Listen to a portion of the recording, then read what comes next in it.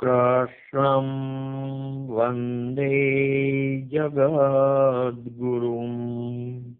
શ્રીમદ ભગવદ્ ગીતા અનુવાદ સંત રાધેશ્યામજી કૃત. અધ્યાય 3, શ્લોક 1 અને 2. અર્જુન બોલ્યા, હે જનાર્દન, કર્મ કરતા બુદ્ધિને એટલે જ્ઞાનને તમે વધુ માનો છો, તો પછી હે કેશવ, મને આવા ઘોર કર્મમાં શા માટે જોડો છો? એ બેવડી વાત કરીને તમે મારી બુદ્ધિને ભ્રમમાં નાખો છો. તે બેમાં નક્કી હોય તે કહો, જેથી મારું કલ્યાણ થાય. મતલબ, બીજા અધ્યાયમાં ભગવાને અર્જુનજીને જ્ઞાન બુદ્ધિથી કર્મ કરવાનું કહ્યું હતું, પણ પછી પરાજ્ઞાનની સ્થિતિ બતાવી, જે કર્મયોગથી પણ પમાય છે. આ વાતનો મર્મ બરાબર સમજાવવા માટે જ ગ્રંથકાર આ પ્રશ્ન અર્જુનજી દ્વારા પૂછાવતા જણાય છે, જેથી અર્જુનજીની જેમ બીજા જીવો પણ જ્ઞાન વિચારના મોહમાં પડી કર્મ તજી ન દે. શ્લોક 3. શ્રી ભગવાન બોલ્યા, હે નિષ્પાપ અર્જુન, આ લોકે મેં અગાઉ 2 જાતની નિષ્ઠા બતાવેલ છે. એટલે ધર્મ પ્રમાણે ચોક્કસ પરિણામવાળા 2 માર્ગ બતાવેલ છે, જેમાં જ્ઞાન પામેલાને જ્ઞાન યોગથી અને કર્મમાં જોડાયેલાને કર્મયોગથી સિદ્ધિ થાય છે. મતલબ, જ્ઞાન પામેલાને જ્ઞાન યોગથી જે સિદ્ધિ થાય છે, તે કર્મમાં જોડાયેલાને કર્મયોગથી પણ થાય છે. શ્લોક 4. કાંઈ પણ કર્મ ન કરે તેથી પુરુષ નિષ્કર્મી થઈ શકતો નથી, એટલે કર્મ મુક્ત થઈ શકતો નથી. તેમ વળી કર્મો સાવ તજી દેવાથી જ મનુષ્ય સિદ્ધિને પામતો નથી. શ્લોક 5. આ જગતમાં કોઈ પણ જીવ કર્મ કર્યા વગર ઘડી પણ રહી શકતો નથી. પોતાની પ્રકૃતિના ગુણોને વશ થઈ તે ગુણો સમા કર્મો પરાધીનપણે જીવ કર્યા કરે છે. મતલબ, માટે કોઈ પણ જીવે કર્તવ્ય કર્મ આવી પડે ત્યારે આપણે નથી કરવું એવો પ્રમાદ કે લાભ હાનિના સંકલ્પ વિકલ્પ ન કરતા કર્મ કરવામાં તત્પરતા રાખવી. ઉદાસ ન થવું. સીધી રીતે કર્મ નહીં કરે તો પછી આડી રીતે પ્રકૃતિ કરાવ્યા વગર નહીં રહે. શ્લોક 6. ઇન્દ્રિયોને બહારથી રોકી ભોગ વિષયના પદાર્થો ભોગવવાની મનમાં વૃત્તિ રાખ્યા કરે, એટલે તે માટે મન હોય છતાં બહારથી ઇન્દ્રિયો રોકી રાખે તેવો પુરુષ તો મૂઢમાં મૂઢ મિથ્યાચારી છે, ને તેનું વર્તન કેવળ ઢોંગરૂપ છે. આથી અજ્ઞાન એટલે અંધારું વધે. શ્લોક 7. પણ મનથી ઇન્દ્રિયોને રોકી એટલે કે ઇન્દ્રિયોને નિમ ધર્મમાં રાખી મનની આસક્તિ વગર લોભ સ્વાર્થ તજી જે કોઈ ધર્મરૂપ કરવા જોગ કર્મ આચરી બતાવે તે બધાથી વધી જાય છે. મતલબ, આવો ખુલ્લા દિલવાળો અંતરમાં ઉજાસ પામી પ્રભુને પંથે આગળ વધે છે. શ્લોક 8. શાસ્ત્રે ઠરાવેલું જે રોજનું સહજ કર્મ હોય તે હંમેશા કર્યા કરવું. કર્મ ન કરવા કરતા કર્મ કરવું વધુ સારું છે. જે નામ માત્ર કર્મ કરતો નથી તે જીવી જ શકતો નથી. શ્લોક 9. પણ યજ્ઞ વિના કર્મો કરે અર્થાત પ્રભુ અર્થે અર્પણતા કર્યા વગર કર્મો કરતા તે કર્મો આ લોકમાં બંધન વધારે છે. તેથી હે અર્જુન, તું કર્મ કર, પણ મમતા આસક્તિ રાખ્યા વિના પ્રભુ અર્થે ધર્મ સમજી સારી રીતે કર. મતલબ, ઉચાટ કે ઉપાધિ વિના ધર્મ સમજીને કર્તવ્ય કર્મ કરવા જ જોઈએ એમ ભાવ છે. યજ્ઞો એટલે ધર્મ સમજીને સ્વાર્થ તજી પ્રભુ અર્થે કરવાના બધા જ નિયત, તેમ પારમાર્થિક કર્મ પ્રભુ અર્થે વ્યય અને પ્રભુ આરાધવાના કર્મ એટલે યજનો ધર્માનુષ્ઠાનો વગેરે તે ઘણી જાતના હોય છે. વિશેષ વર્ણન માટે જુઓ અધ્યાય 4. શ્લોક 10. બ્રહ્માજીએ આદિમાં પ્રજા સર્જીને ભેગા યજ્ઞો પણ સર્જ્યા, એટલે સંધ્યા, જપ, પૂજા, પાઠ, હોમ, યમ નિયમાદિ યજ્ઞરૂપ કર્મો પણ સર્જ્યા, અને કહ્યું કે આ યજ્ઞ કર્મો વડે તમે ઊંચી સ્થિતિને પામો. આ યજ્ઞો તમને કામધેનુની માફક સર્વ ઈચ્છા ભોગ આપનારા થાવો. શ્લોક 11. આવા યજ્ઞરૂપ કર્મોથી તમે દેવતાઓને રાજી કરો, અને તેઓ પણ બદલામાં તમને તમારી ઈચ્છાઓ પૂરી પાડી રાજી કરે. આમ એકબીજાને ભજીને તમે પરમ કલ્યાણને પામશો. શ્લોક 12. તમારા યજ્ઞરૂપ કર્મોથી પ્રસન્ન થઈ દેવતાઓ તમને મન ધાર્યા ભોગ આપશે, પણ દેવતાઓ આપે તેમાંથી પણ તમે દેવોને અર્પણ કરીને ભોગવો. તેમાંથી યજ્ઞાદિ દ્વારા દેવોને આપ્યા વગર ભોગવે તે તો દેવોનો ચોર છે. શ્લોક 13. આવા દેવ યજ્ઞોથી બચેલું ભોગવવાથી, એટલે આમ પ્રભુ અર્થે અર્પણ કર્યા પછી જે વધે તે ભોગવવાથી બધા પાપોમાંથી જીવ મુક્ત થાય છે, એટલે પાપ ચોંટતું નથી. જે પોતાના સ્વાર્થ માટે એકલો જ ભોગવે છે તે કેવળ પાપ જ ખાય છે. મતલબ ખાય છે તો અન્ન, પણ અન્ન તેવું મન. એટલે આવો માણસ દિવસે દિવસે વધારે સ્વાર્થી, લોભી, એકલપેટો થતો જાય છે. આમ પાપ વૃત્તિ વધતી જ જાય છે. આથી તે નરકનો અધિકારી થાય છે. ત્યારે નિત્ય દેવયજન, સેવા, પૂજા, પાઠ, હોમ આદિ કર્યા પછી અન્ન લે તે અમૃત રૂપ કહેલું છે, એમ આદિ શંકરાચાર્યજી પણ સૂચવે છે. શ્લોક 14. સર્વભૂત પ્રાણીઓનું પોષણ અન્નથી થાય છે, અને વર્ષાથી અન્ન ઉત્પન્ન થાય છે. તે યજ્ઞ કર્મના પ્રભાવથી સારા વરસાદ વરસે છે, અને કર્મ કર્યા વગર તો યજ્ઞ થાય નહીં. આમ યજ્ઞ કર્મથી થઈ શકે છે, એટલે કર્મ અવશ્ય કરવા. શ્લોક 15. આ કરવા જોગ કર્મો વેદે દર્શાવ્યા છે, ને વેદ ઈશ્વરે સર્જ્યા છે. તે પરમાત્મા સર્વમાં વ્યાપેલા છે, તેથી યજ્ઞ કર્મમાં પણ તે જ પ્રભુ સદા વસેલ છે. શ્લોક 16. હે પાર્થ, આ રીતે સૃષ્ટિ ચક્ર ચાલ્યા કરે છે.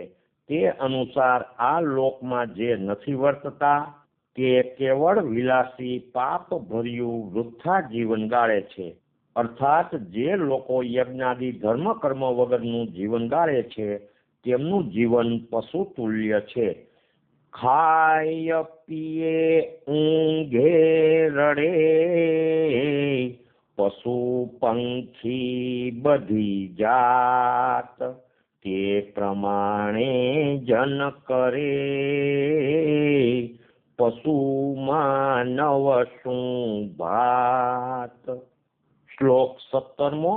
પરંતુ જે પુરુષને પોતાના આત્મામાં જ પ્રેમ છે, ને પોતાના આત્માથી જ તૃપ્ત રહે છે, એટલે પ્રસન્ન રહે છે, એટલે કે જેને બહારની વસ્તુથી આનંદ મેળવવા પણ હોતું નથી, આમ જે હંમેશા પોતાના પંડમાં જ સંતોષી રહે છે, તેને માથે કંઈ પણ કર્મ કરવાનો ભાર રહેતો નથી. શ્લોક 18.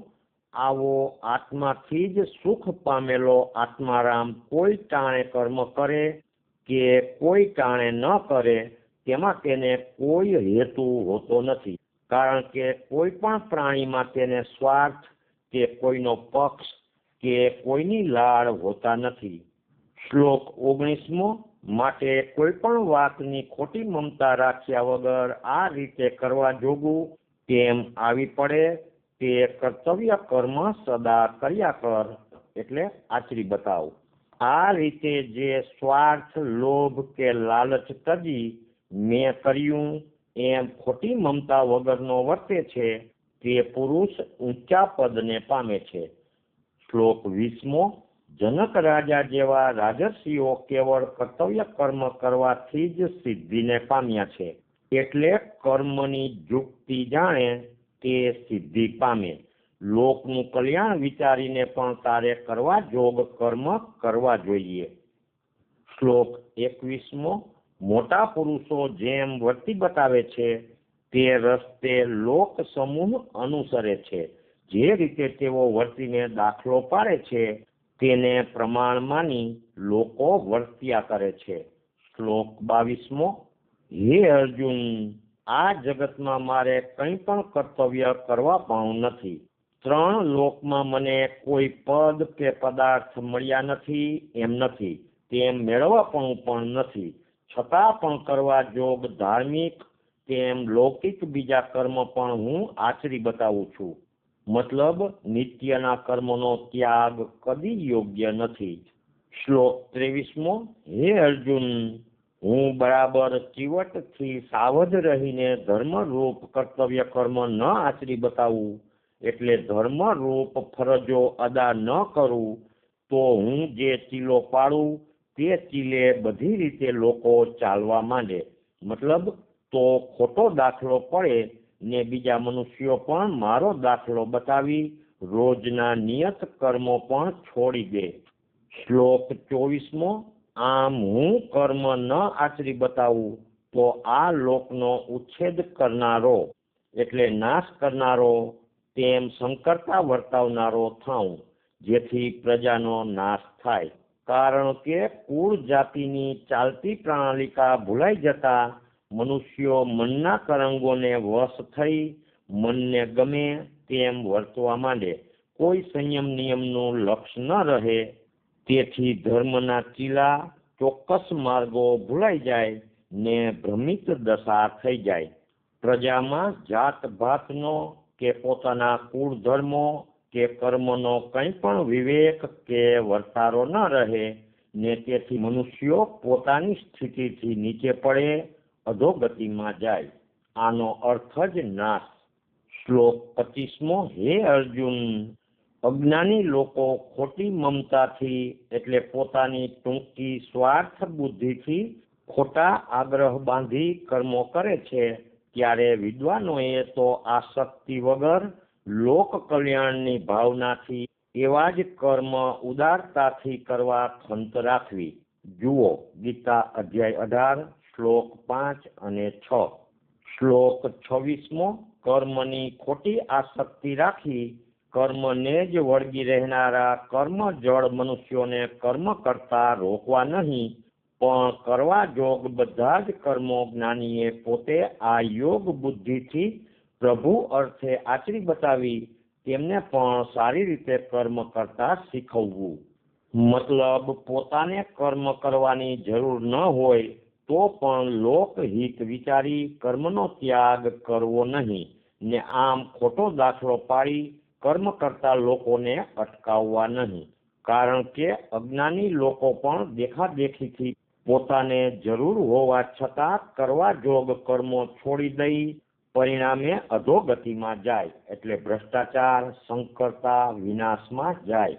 માટે વિદ્વાને લોભ, સ્વાર્થ, રાગ, દ્વેષ, મારું તારું છોડી નિયત કર્મો પોતે જાતે ઉદારતાથી સારી રીતે કરી બતાવી તે રીતે કર્મ કરવા અણસમજુ વર્ગને ઉત્સાહ ને સમજ આપવા.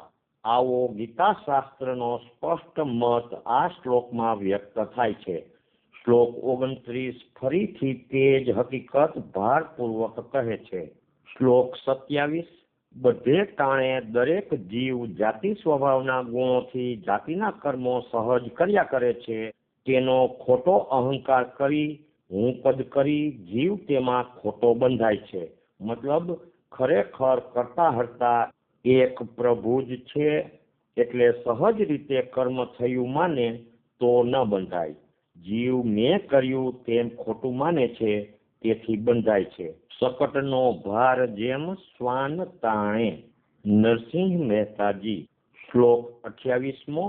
પરંતુ હે અર્જુન, એ ગુણ કર્મના વિવેકનું ખરું રહસ્ય જે જાણે છે તે પુરુષ દરેક પ્રસંગે માને છે કે ઇન્દ્રિયો ને તેના વિષયો તેમજ એકબીજાના સ્વભાવના ગુણો સામસામા વર્તી રહ્યા છે. મતલબ આખરે કે મળે.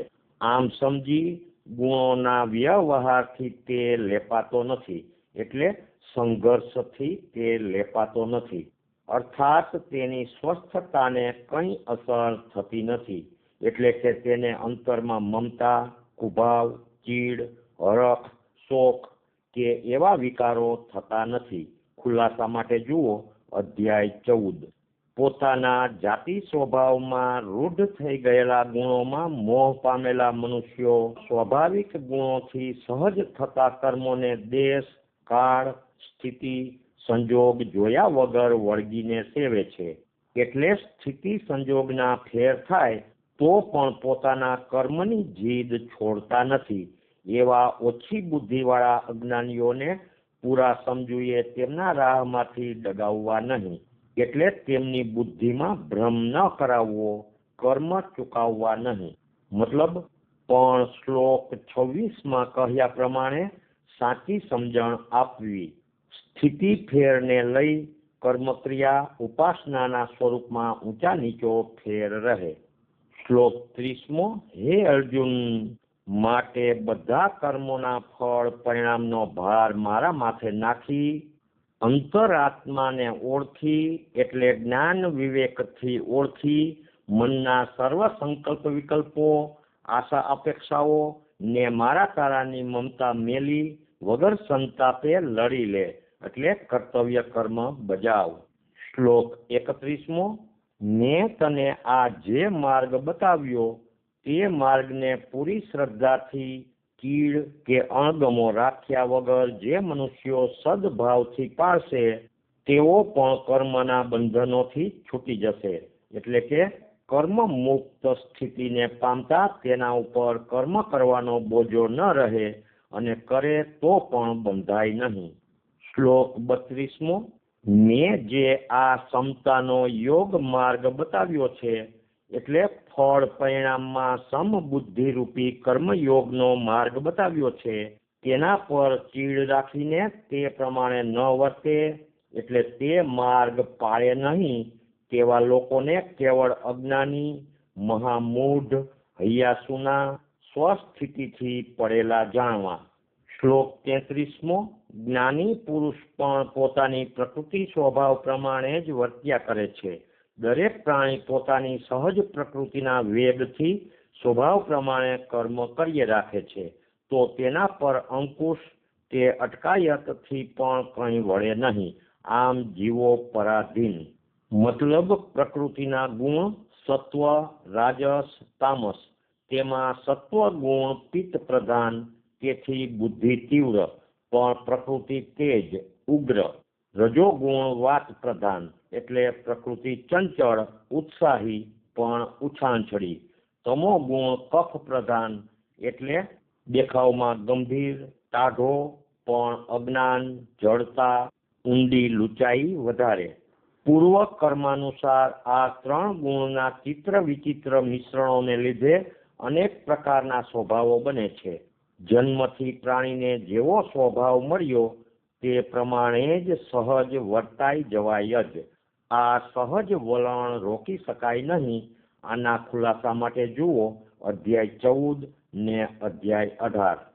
શ્લોક 34મો.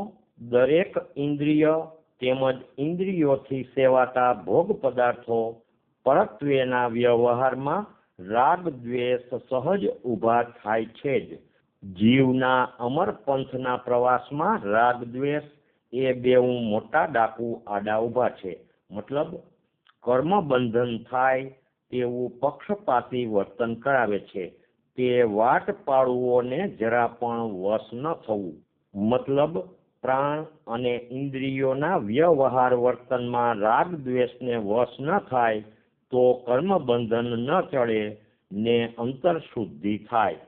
શ્લોક 35મો. બીજાનો જાતિ ધર્મ સારો લાગે એટલે કે બીજાના ધર્મરૂપ કર્મો સારી રીતે આચરી કે પાળી બતાવવા કરતા ખોટ ખામીવાળો કે ઉતરતો લાગે તો પણ પોતાનો જાતિ ધર્મ પોતા માટે વધારે સારો છે. પોતાનો સ્વધર્મ સેવતા મોત આવે તો તે કલ્યાણકારી છે, પણ પર ધર્મ સેવવામાં સદા ભય રહે છે. મતલબ ધર્મ એટલે કોઈ સંપ્રદાય કે વાળો નહીં, પરંતુ પોતાના વર્ણ, આશ્રમ, જાતિ કે ધંધા વગેરેના ધર્મીય કર્મો પ્રસંગ ટાણા અનુસાર ફરજ રૂપ કર્તવ્ય કર્મો તે સ્વધર્મ. મોક્ષ માર્ગીને માટે તો બ્રહ્મ વિદ્યા કે ભાગવત ધર્મ એ જ તેનો ખાસ સ્વધર્મ છે. આમ દેશ, કાળ, પાત્ર, સ્થિતિ, સંજોગ પ્રમાણે ધર્મના સ્વરૂપમાં ફેર પડે. માટે આપણે આપણા ધર્મ સંભાળવા, કર્મનો મર્મ લેવો વિચારી. નરસિંહ મહેતાજી. પોતાના ધર્મ કર્મ પાળી બતાવવાથી નિષ્કામતાનું પુણ્ય થતા પૂર્વના કર્મ બળે, નવું કર્મ ન ચડે, બુદ્ધિ ચિત્ત ઉજળા થાય. આ 3 ફાયદા છે. પણ ટૂંકી સ્વાર્થ બુદ્ધિવાળાને આ જ્ઞાન ગળે ઉતરતું નથી.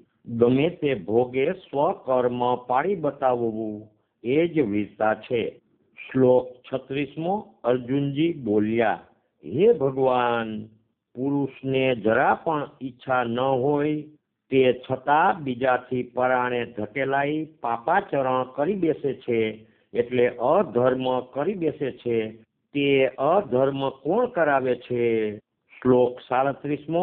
શ્રી ભગવાન બોલ્યા, રજોગુણથી ઉત્પન્ન થયેલો કામ જીવને ખોટા કામમાં પરાણે ધકેલે છે. આ કામ અનેક શાખાઓ વાળો છે. તેની સિદ્ધિમાં વાંધો આવતા ક્રોધ ઉત્પન્ન થાય છે. આ કામ મહાપાપી છે અને મોટો ખાઉધરો છે. આ લોકમાં તેને જીવનો પાકો શત્રુ જાણ. મતલબ ખાઉધરો એટલે કે કામ એવો છે કે તેની ભૂખ કદી આળસતી નથી. શ્લોક 38મો. ધુમાડાથી અગ્નિ ઢંકાઈ જાય છે, ધૂળથી અરીસો છવાઈ જાય છે, તથા ગર્ભ ઓરથી ઢંકાયેલ હોય છે. તેવી જ રીતે જીવની જ્ઞાન શક્તિ એટલે સમજ કામનાઓથી ઢંકાઈ જાય છે. મતલબ સ્વાર્થને લીધે જીવ સારા સાર વિચાર ખોઈ બેસે છે. કામના પછવાડે આંધળો થઈને જીવ લોભ, સ્વાર્થ, કૂડ, કપટ અને જુઠ્ઠાણાનો ભોગ થઈ પડે છે. શ્લોક 39મો. જ્ઞાનીઓનું જ્ઞાન પણ આ સદાના વેરી કામથી ઢંકાઈ જાય છે. હે અર્જુન, આ કામરૂપી શત્રુ મોટો દાવાનળ છે. તેની લાય કદી સમતી નથી. મતલબ એક ઈચ્છા પૂરી થતા બીજી નવી ઈચ્છાઓ વધુ ઊભી થતી જ જાય છે. આમ ભોગેચ્છામાં તણાતો જીવ સર્વ રીતે પોતાના સ્વરૂપનું ભાન ખોઈ મૂઢ નષ્ટપ્રાય થઈ જાય છે. શ્લોક 40મો. ઇન્દ્રિયો, મન અને બુદ્ધિ તેને રહેવાના એટલે કામનાને રહેવાના સ્થાનો છે. તેમાં પેસી જઈને જીવના જ્ઞાનને ઢાંકી દઈ તેને મોહમાં નાખી મૂઢ બનાવે છે. મતલબ ઇન્દ્રિયોને ઈચ્છા થાય છે, તેમાં મન ભળે છે, બુદ્ધિ તેને ટેકો આપે છે. મોહ એટલે ખોટી વસ્તુમાં પ્રેમ અને તેથી તેમાં અતિ આસક્ત બુદ્ધિ, તેથી ખુવારી. શ્લોક 41મો. હે અર્જુન, તેથી તું પહેલા બધી ઇન્દ્રિયોને વશ કરીને જીવના સારા સાર વિવેક એટલે જ્ઞાન તેમજ તેની શાન રૂપી અનુભવ એટલે વિજ્ઞાન એ બંનેને ભૂલાવી દેનાર મહાપાપી અને ઘાતકી વેરી કામનો તું જળ મૂળથી નાશ કર. મતલબ શાન એટલે જ્ઞાનને અમલમાં મૂકવાની આવડત ને તે મુકતા કે ન મુકતા આવનાર પરિણામની ખબર. સૂઝ એટલે વિજ્ઞાનની શાન. શ્લોક 42મો. દેહથી વિશેષ સત્તાવાળી ઇન્દ્રિયો છે, એટલે બળવાન જોરાળી ઇન્દ્રિયો છે, અને ઇન્દ્રિયો ઉપર મન સવાર છે ને તેના પર બુદ્ધિનું રાજ છે. પણ કામ તો તેથી પણ પર સત્તાવાળો છે, કારણ કે જ્યારે કામના બુદ્ધિને ઘેરી લે છે ત્યારે તે પણ સાચો નિર્ણય કરી શકતી નથી. શ્લોક 43. આમ આ કામને બુદ્ધિથી પણ પર સત્તાવાળો જાણીને તું કે જે પોતે જ સર્વશ્રેષ્ઠ આત્મા છો તેવો તું પોતે જ પોતાથી સજ્જ સાવધ થઈ આ કામરૂપી જબરા કટ્ટા શત્રુને હે મહાબાહુ હણી નાખ. અર્થાત પોતાના સાચા ચૈતન્ય સ્વરૂપનું ભાન કે જાગૃતિ રાખે અને દેહ, મન, ઇન્દ્રિય, બુદ્ધિ વગેરે તો પોતાના સાધન જ છે એમ સમજે તો જીવ ગમે તેવી કામનાઓને વશ ન થતા તેને સમાવી શકે. ઓમ તત્સત. વેદાંત શાસ્ત્ર તત્વજ્ઞાનની ગાથા જે શ્રી કૃષ્ણ ભગવાને ગાઈ તેમાં બ્રહ્મ વિદ્યાના યોગ શાસન વર્ણન માહેના શ્રી કૃષ્ણાર્જુન સંવાદનો કર્મયોગ નામનો 3જો અધ્યાય પૂરો. શ્રી કૃષ્ણાર્પણમસ્તુ. શ્રી કૃષ્ણાર્પણમસ્તુ. શ્રી કૃષ્ણાર્પણમસ્તુ. 3જા અધ્યાયનો સાર છે બુદ્ધિ યોગથી એટલે સમતા બુદ્ધિથી કર્મ કરવા એટલે પ્રભુને અર્પણ કરીને કર્મ કરવા. માનુષી લૌકિક બુદ્ધિ ન રાખતા ધર્મ બુદ્ધિ રાખવી.